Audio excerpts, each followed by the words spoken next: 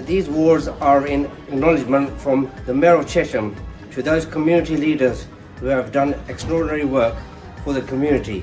People who I am presenting awards today have done amazing in their fields. I am sure people will keep serving the community here in England and overseas. Thank you very much.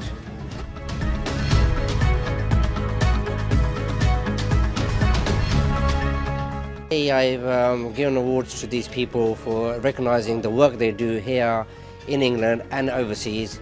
They work very hard for the communities of where they live and further afield. They travel all around the country promoting what they do, whether it's sport culture, whether it's just community work, whether it's fundraising for the community, and they do so much work, so they need to be recognised. And my job is to look at these people. I follow them, I look at them and see what they do, and then I believe that these guys need to get rewarded, and the reward needs to be shown to people around the world for all the time they spend for working for their communities, which is mostly unpaid work, and they absolutely deserve these kind of awards, and it should be shown all the way around the world.